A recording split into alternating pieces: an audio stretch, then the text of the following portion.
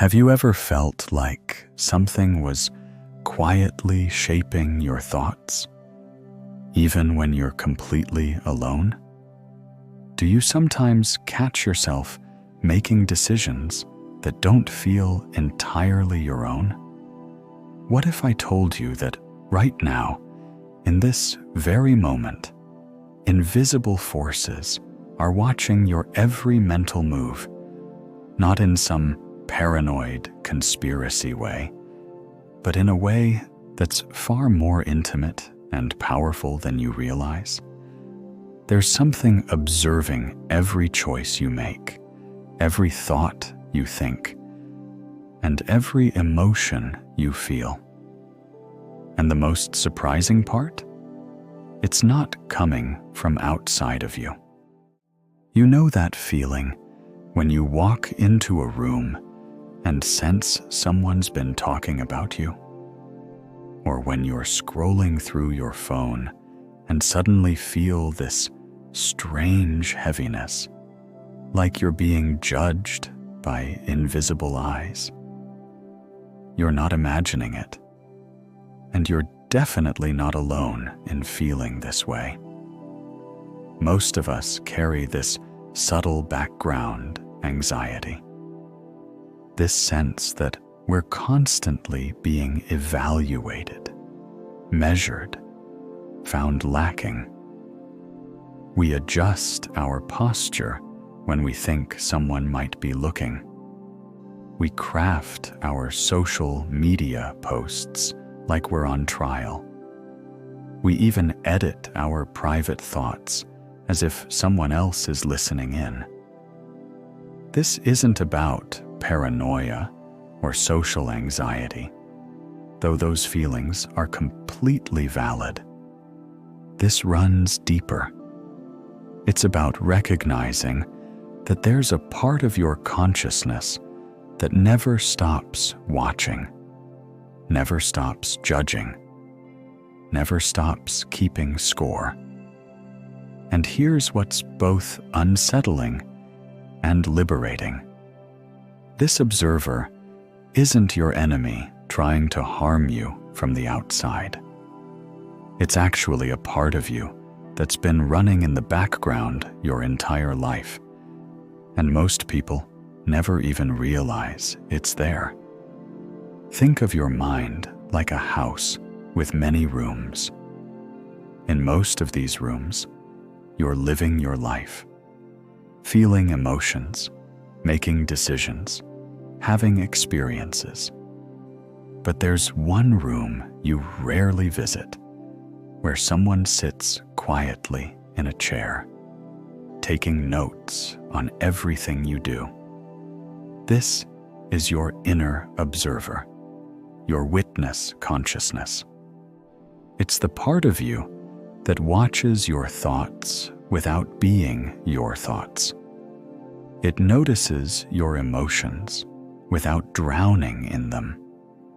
It sees your patterns without getting caught up in them. But here's where it gets interesting. For most people, this observer has been influenced by years of external voices.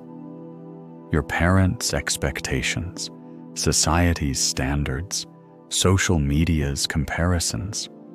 All of these have shaped how your inner witness sees you. So instead of being a neutral, loving observer, it's become like a strict teacher with someone else's rule book. Right now, as you listen to these words, that observer is active. It's watching you react to what I'm saying. It might be agreeing, disagreeing, or wondering if this applies to you. It's always there, always watching, always forming opinions about your experience. The reason this matters so much is that this inner observer has enormous influence over how you feel about yourself and your life. When it's been trained by harsh external voices. It becomes your harshest critic. But when you recognize it and begin to work with it consciously, it can become your greatest ally in creating inner peace. Most people go through life completely unaware that they have this powerful witness inside them, let alone that they can actually change how it sees them. And here's something that might surprise you. Once you learn to recognize this inner observer, you can actually teach it to watch you with the same unconditional love that you'd show to a dear friend. I'll show you exactly how to do this in just a moment. Your inner observer developed as a survival mechanism. As a child, you needed to monitor yourself constantly to stay safe, loved, and accepted. You watched yourself to make sure you weren't too loud, too quiet, too much, or too little. You internalized the voices of authority figures and made them your own internal monitoring system. This was actually brilliant adaptation. But now, as an adult, this same system that once protected you might be creating unnecessary suffering. Your inner observer might still be using outdated criteria to judge your worth. Criteria that never really belonged to you in the first place. Here's what's happening in your brain. There's a part called the default mode network that's constantly running commentary about your experience. It's the voice that says, "I should be further along by now," or "Everyone else seems to have it figured out." This network is incredibly active, using about 20% of your brain's energy, even when you're not consciously thinking. But neuroscience shows us something remarkable. You can actually change how this network operates. When you practice awareness of your inner observer, you're literally rewiring your brain to be more compassionate toward yourself. The spiritual traditions have known this for thousands of years. They call it witness consciousness, or the watcher.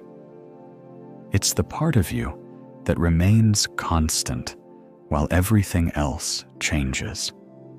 Your thoughts change, your emotions change, your circumstances change. But the awareness that observes it all remains steady. When you begin to identify with this witness, rather than with the constant stream of thoughts and emotions, something profound shifts. You stop being at the mercy of every mental storm that passes through. You start to see your experiences as temporary weather patterns, rather than permanent statements about who you are.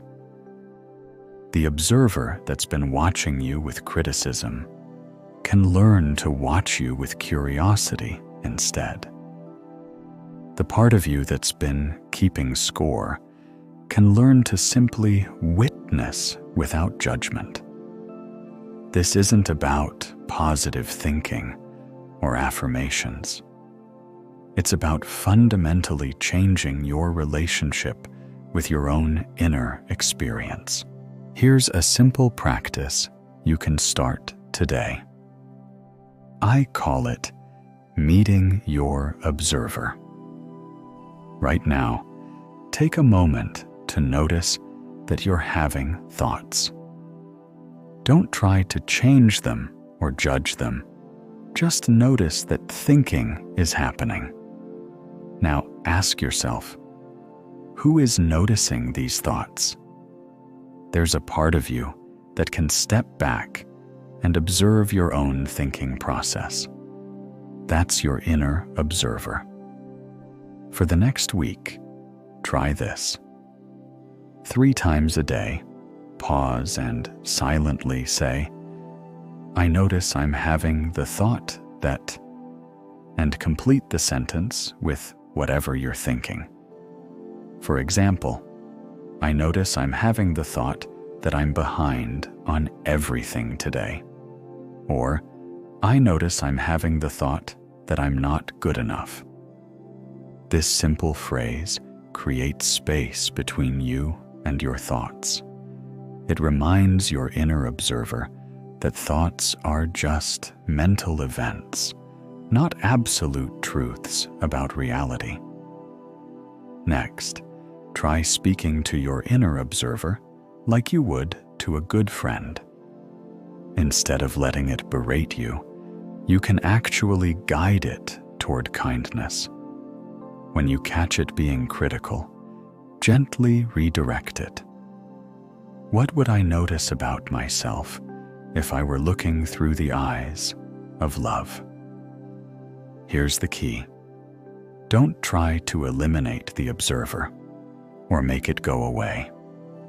It's not going anywhere, and that's actually good news. Instead, train it to see you the way you'd want to be seen by someone who truly cares about your well-being.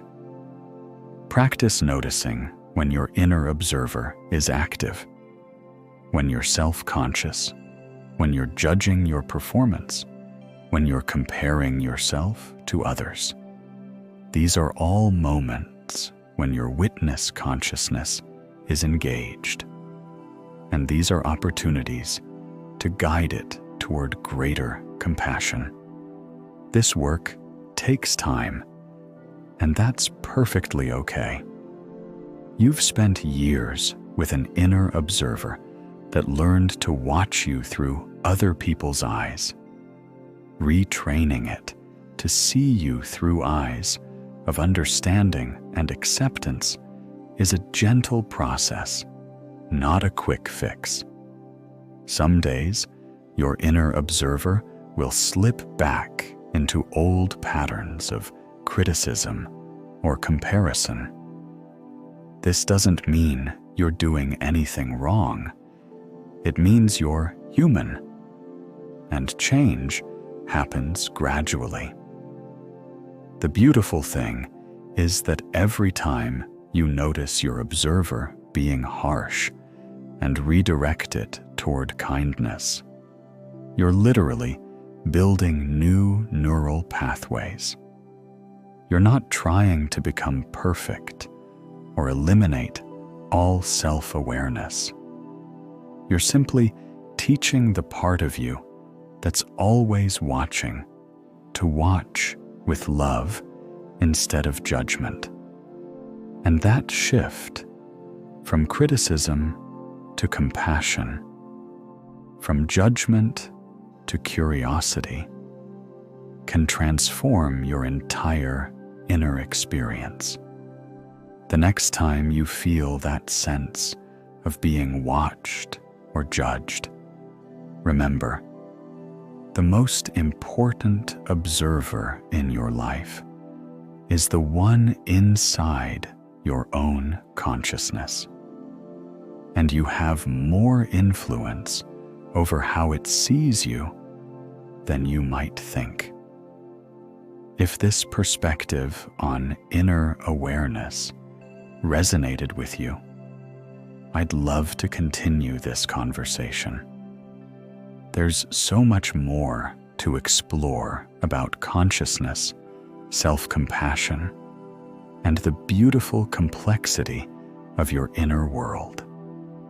Subscribe if you'd like to join me for more gentle explorations into the landscape of your mind. Until next time, be kind to the one who's always watching. you.